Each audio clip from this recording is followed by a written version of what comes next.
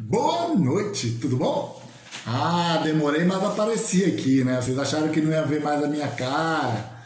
Não, o professor está sempre à disposição de vocês, né? Passei bastante atividades, todo mundo muito feliz em fazer as minhas atividades, contentes, sem reclamação, né? Não é isso? Eu gosto de aluno assim, que não reclama, que faz sem reclamar, feliz. Tirando esse sarcasmo, é importante entender que, infelizmente, a gente está numa pandemia e que, infelizmente, algumas coisas estão mudando. Então, está todo mundo se adaptando. O professor está se adaptando e espero que vocês também, aos pouquinhos, se adaptem. Infelizmente, a maioria de vocês não me conheciam antes. Tá? Então, não sabiam como que era o professor Davi, o nível de exigência. Quem me conhece, quem está no segundo ano, já sabe. Quem já passou por mim da classe, aí, tanto de administração quanto de contabilidade, já passou na minha mão, sabe que realmente eu não sou um professor bonzinho. Não sou bonzinho e não faço questão de sê-lo. E também não sou um professor malvado. Por mais que alguns alunos me acham que sou malvado, eu não sou malvado. Eu não gosto de professor bonzinho e também não tenho apreço nenhum por professor malvado. Professor, se você não é bonzinho e você não é malvado, o que o senhor é então? Justo! Tá? A pessoa tem que ser justa. Quando você é um professor muito bonzinho, você cria uma expectativa naquele aluno que o mundo é bonzinho, que as pessoas entendem, que as pessoas têm empatia. E o mundo não é assim. Principalmente o mundo empresarial, que visa o lucro. E também, o mundo também não é o mais malvado de todos. Então você tem que sempre entender que tem que ser justo. Tá? Então não fique esperando que as pessoas vão fazer as coisas por você, não fique esperando que as pessoas vão achar que vão entender o que acontece na sua vida. Professor, mas eu tenho problema, não posso viver somente para fazer os trabalhos do senhor, tal. O professor sabe disso. Tá? Mas eu nunca vou dar uma atividade, um trabalho que as pessoas ou os alunos não consigam fazer. Eu posso ser tudo, mas eu ainda não estou maluco. Tá? Então, muitas vezes, quando eu coloco bastante atividade, peço para vocês fazerem, para vocês pesquisarem, quando eu peço para vocês colocarem capa, índice, introdução, conteúdo, conclusão, 2 bibliografias nos meus trabalhos, eu peço justamente por causa disso. Porque todo mundo tem que dar o melhor de si, tem que ter qualidade naquilo que faz.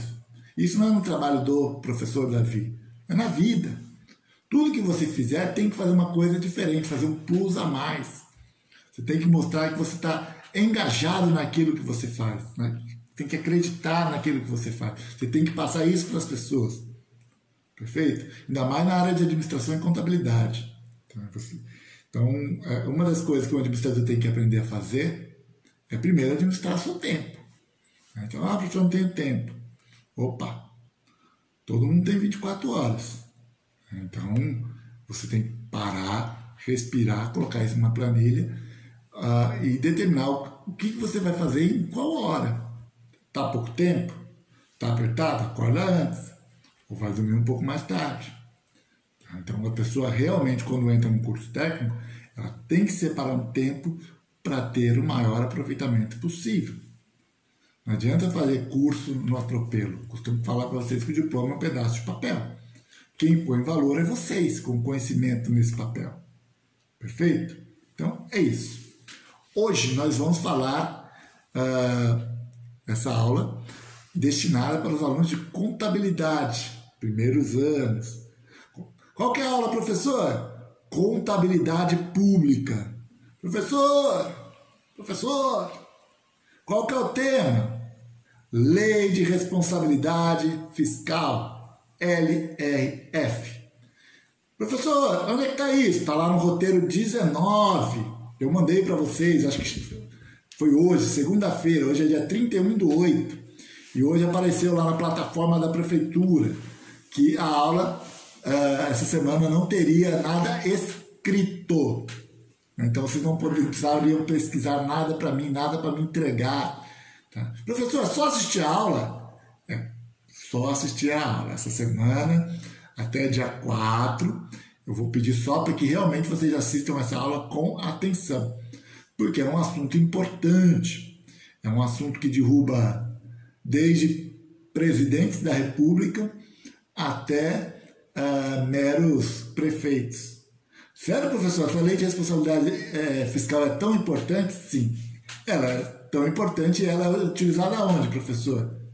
É para todo mundo? Não! A lei de responsabilidade fiscal, a lei complementar 101/2020. Professor, o que é uma lei complementar? Assim, geralmente as leis têm uma hierarquia. Começa na Constituição, que é a principal, que é a Constituição Federal de 88. Depois vem as leis complementares, que são aquelas leis... Não, vem as emendas constitucionais, que são emendas da Constituição. Então, vem a principal, que é a Constituição. Todas as outras leis são feitas, tem que estar de acordo com a Constituição e com as emendas que foram feitas na Constituição durante os anos. Depois da Constituição, das emendas da Constituição, vem as leis complementares. Professor, por que ela é tão especial assim? Porque tanto a Constituição quanto as emendas da Constituição, quanto as leis complementares, elas têm, para serem aprovadas, elas têm um quórum especial. Tá? Então, as leis complementares podem ser tanto municipal, estadual ou federal. Só que quando uma lei simples só precisa de metade mais um, às vezes até nem é absoluta, a maioria simples que estão lá para ser aprovada, a lei complementar exige um quórum bem maior, geralmente acho que mais de 65% para ser aprovada. Tá? E tem todo um ritual para aprovar uma lei complementar. Então ela é um pouquinho mais complicada para ser aprovada, e justamente por ser lei que tem uma importância maior. Tá? Depois da lei complementar vem a lei ordinária, aí vem os decretos legislativos, resoluções, aí vai decaindo assim a lei. Tá? Mas na ordem, na cadeia alimentar das leis, né, usando o termo bem pejorativo aí para fazer, só para vocês entenderem, teoricamente ela só está abaixo da Constituição, da emenda da Constituição, depois vem a lei complementar. E essa lei complementar 101/2020, ela é utilizada somente na administração pública. Professor, por que lei de responsabilidade fiscal? O porquê que essa lei é importante? O porquê que essa lei derruba desde presidentes até meros prefeitos?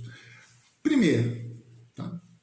Antes dessa lei, o poder público não tinha controle nenhum. Mas, professor, sempre teve orçamento? Sim, era enfeite. Você tinha um orçamento e depois você ficava fazendo aditivos e complementos a esse orçamento. Sério, professor? Mesmo sem dinheiro? Mesmo sem dinheiro. Pô, como você faz uma conta se não tem dinheiro, professor? Você vai lá e faz o quê? Empréstimo. Aí, o que acontece? É legal pegar empréstimo, turma? Sim ou não? Legal, bolso cheio, bacana, você faz obras, você desafoga, você paga as suas contas, todo mundo gosta de fazer um empréstimo, não é isso? E o governo não era diferente, fazia e ia lá emprestando. Qual que é o grande problema do empréstimo, turma? Qual que é o grande problema do endividamento? É que uma hora a conta chega. Vou dar o exemplo da conta da União. 4,5 trilhões de dívida pública.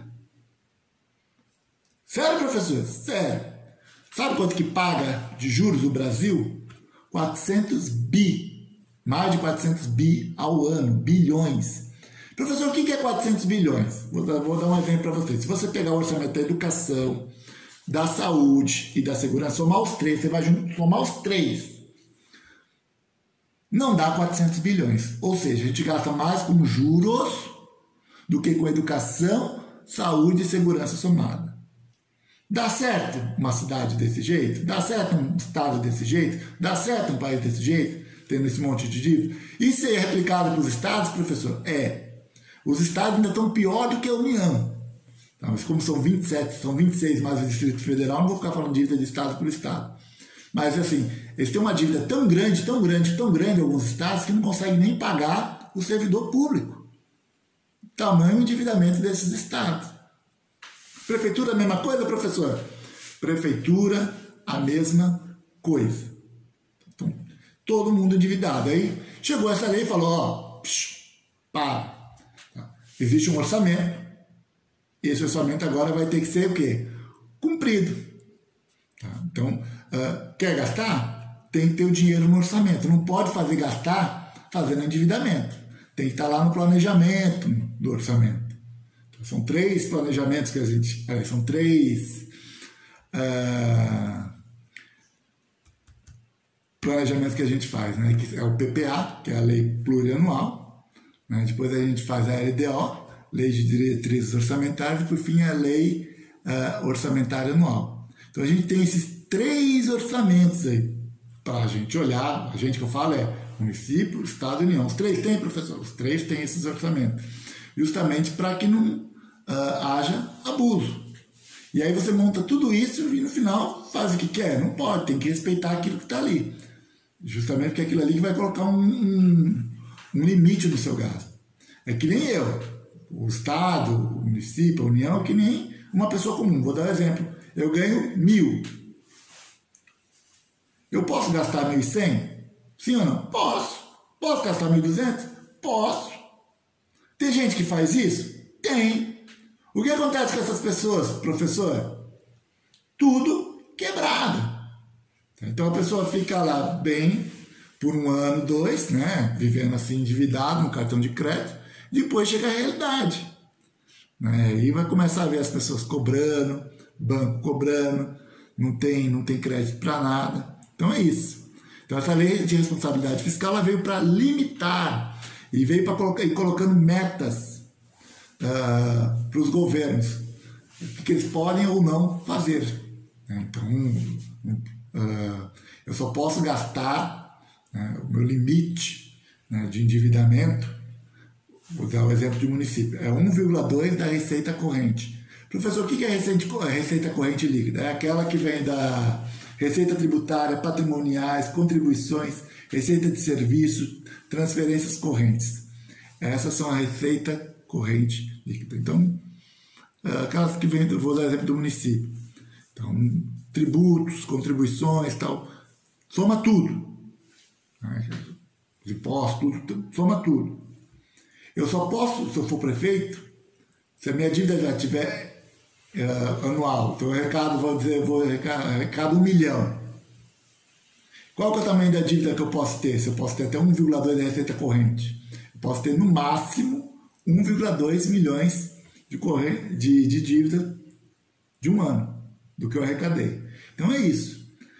Antes não era assim, professor? Não. Tanto que tem muitos estados e municípios que a receita é 1 milhão, e deve 2, 3, 4 milhões de endividamento. Então, muitos prefeitos e governadores ficam o quê? Engessados, por causa justamente dessa lei de responsabilidade fiscal. Porque geralmente o município, ou o estado, ou a própria União, já está endividada no limite. Então, praticamente hoje, pouquíssimos são os entes da federação que podem ter capacidade de endividamento. Hoje eu acho que praticamente só a União que pode, e ainda assim tem que pedir autorização para o Congresso, como foi o caso agora desse auxílio emergencial aí, que pagou, mas pagou com endividamento, tá? Eu ouço muita gente falando, o dinheiro é do povo. Não tem dinheiro do povo, tá? Também é dívida. Então, e assim, a União já tinha uma dívida que não poderia aumentar, então por isso precisou da autorização do Congresso para poder fazer esse auxílio emergencial. Como fizeram essa lei, foi autorizado, beleza, conseguiu fazer. Mas estados e municípios não conseguem. Tá? Não conseguem, porque não teria de onde tirar esse dinheiro. Ninguém empresta dinheiro para estado e município endividado. Tá? A União, ela meio que emite título da dívida pública, tem como buscar esse dinheiro no mercado. Estados e municípios têm mais dificuldade. Tá? Professor, então, bem bacana. E se eu sou prefeito, se eu sou governador e falo, tem essa lei de responsabilidade fiscal aí, tem orçamento, tem limite, o que eu posso gastar, mas eu quero gastar, eu quero fazer obra, eu quero cuidar do povo, né? Vou ser um cara diferente, para frente. Posso fazer isso? Não. Por que não, professor? Porque tem punição. Então, todo governador, prefeito ou presidente, ele respeita muito essa lei de responsabilidade fiscal. Tanto que você vai ver hoje, por qualquer tipo de gasto a mais, uma das preocupações também desse pagamento auxílio emergencial foi cair lei de responsabilidade fiscal. Eles também queriam dar um benefício para a turma da saúde, que enfrentou a pandemia com muita coragem aí, principalmente uma indenização para aqueles que morreram. Acho que queriam 50 mil para quem morreu, acho que 30 ou 40 mil para quem ficou doente, foi entubado, alguma coisa assim. E o governo falou, não! E qual que foi a alegação, professor? A turma da saúde não merece? Não, não é isso. Porque tem uma coisa chamada lei de responsabilidade fiscal. Tá? Então você ia passar muito da questão do endividamento, aí não ia dar para pagar todo mundo. Então, você para fazer endividamento tem que estar previsto no orçamento. Você não pode gastar nada além do que está ali. Tranquilo? E professor, eu estava falando de punição. Qual que é a punição? Primeiro, a anulação do ato. Então, vou dizer que eu sou prefeito. Olha, eu vou criar um auxílio emergencial, tenho da União, vou criar aqui no município do Guarujá. Se eu não tiver dinheiro separado no orçamento do município, eu não posso fazer isso se eu for prefeito. Não pode. Por quê? Punição. Qual que é a punição? Anulação do ato. Então, eu vou prometer e vai chegar um juiz ou vai chegar a Câmara dos Vereadores e vai falar, não está no orçamento. Não tem previsão orçamentária, não tem de onde tirar esse dinheiro, você teria que tirar de outro lugar para pagar esse auxílio emergencial. Não pode, professor? Não. Vai anular? Vai anular. Então imagina eu prometer para o povão, ó povão, eu sou prefeito bonzinho, eu vou fazer um auxílio emergencial e de repente a Câmara ou um juiz anula o meu ato. Politicamente é bom ou ruim? Ruim. Óbvio que é ruim. Então, outra questão é multa. Eu posso tomar uma multa porque eu gastei a mais do que estava no orçamento, do que foi previsto? Sim, posso tomar. Eu, como gestor, eu posso tomar uma multa. Geralmente essas multas não são baratas. Detenção? Da cadeia, professor? Da cadeia. Se eu exagerar, dependendo do que eu fizer, cadeia. Ó. Tá? A gente vê também algumas pessoas sendo presas aí, muito por corrupção, mas uma das coisas que deixa bem claro que é uma situação atípica, é que geralmente na corrupção tem alguma coisa que vai de encontro ou contra aquilo que está previsto no orçamento. Então, ajuda também nessa questão de deter ou prender aquelas pessoas que cometem crime de irresponsabilidade fiscal. E, por fim, o terror de qualquer político, a cassação do mandato. Se eu cair num desses itens aí que eu falei para vocês, de não obedecer o orçamento, de não respeitar aquilo que está descrito na questão dos gastos, na política fiscal que eu estou fazendo, eu como gestor fizer, com certeza eu vou perder o meu mandato. Sério? Mas você foi eleito? O fato de ser eleito não é um cheque em branco para eu fazer o que eu quiser. Tá? Tudo que eu tenho que fazer tem que estar descrito na lei. O particular, ele pode fazer o que ele quiser, o que dá na telha. Se não tem nada na lei que impeça, o particular pode fazer, a iniciativa privada. Não tem nada que impeça na lei, pode fazer. O serviço público já é o contrário. Eu só posso fazer aquilo que está na lei. Se não tiver na lei, não pode fazer, pessoal? Não posso fazer. Não pode agir? Não posso agir.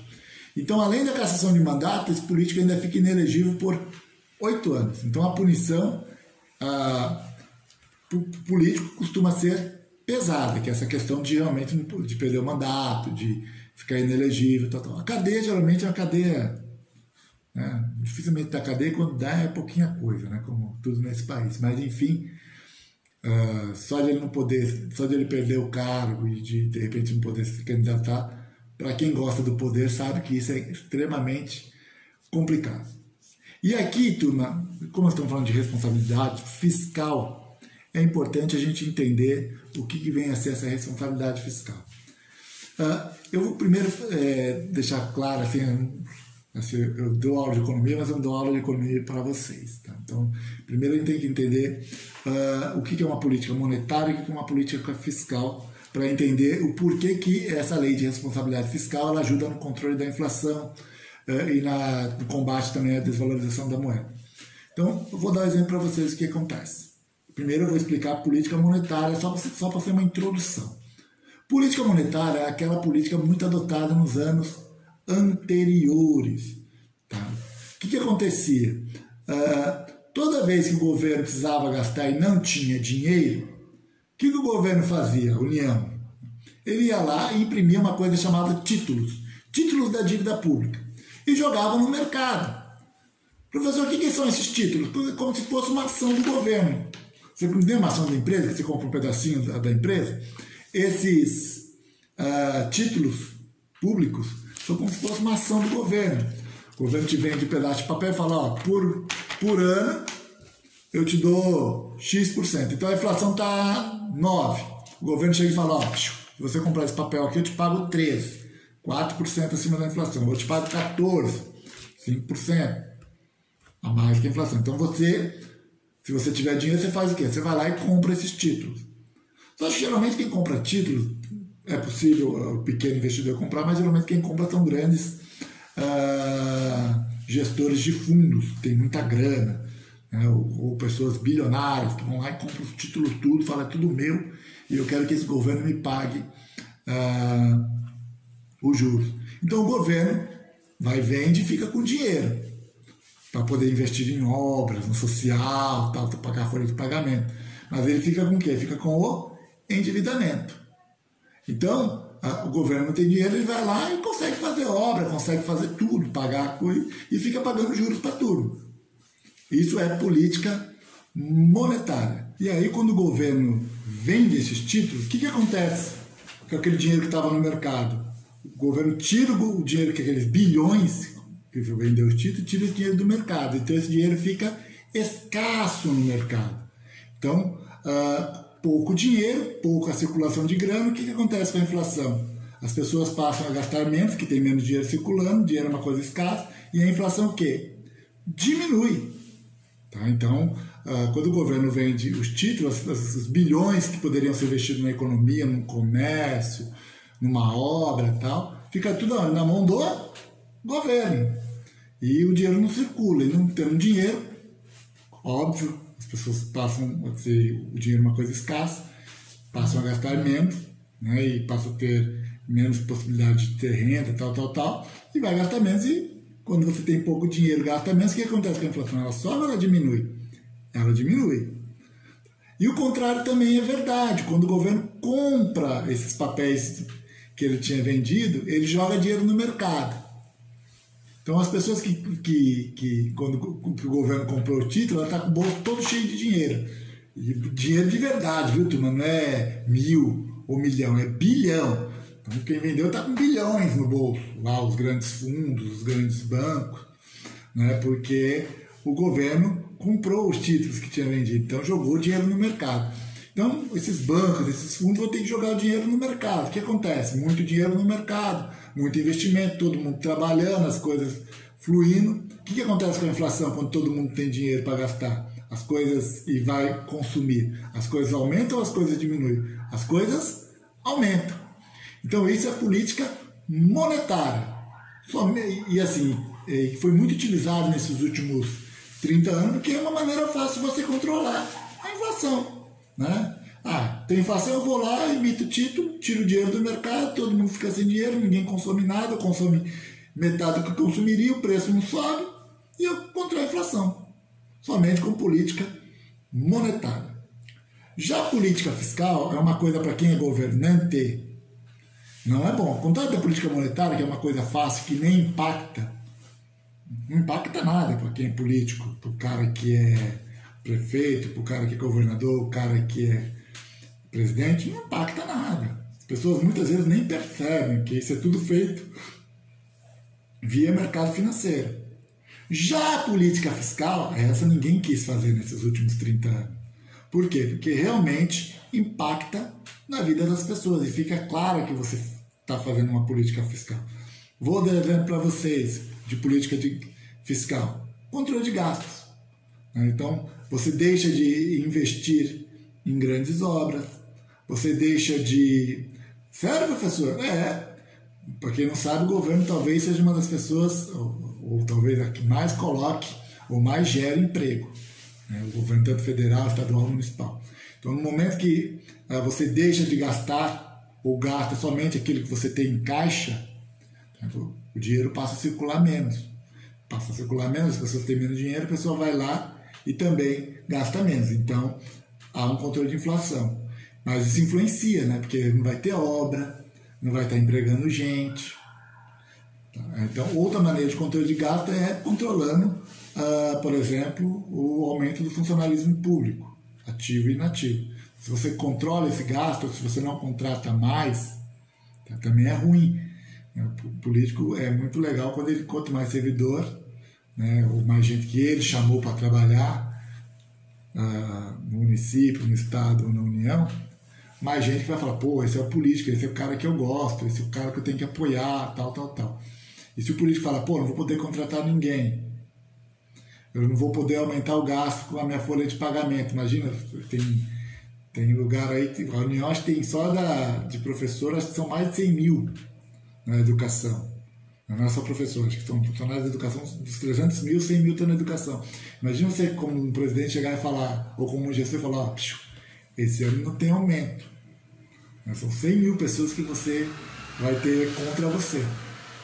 Então é uma política fiscal, uma coisa que realmente impacta muito na vida do gestor público, que depende de voto. Por isso que ninguém quer fazer política fiscal. Não é uma coisa agradável.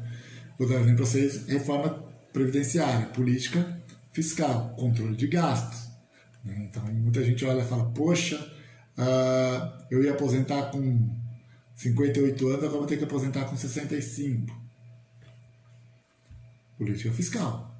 Muita gente, com certeza, quando perceber isso, quando tiver 60 anos, pô, eu já tenho 35 anos de contribuições, eu tenho 60 anos, eu era para estar aposentado, agora vou ter que esperar até 65 anos, vou ter que trabalhar 5 anos, vou ter que trabalhar 35, vou ter que trabalhar 40.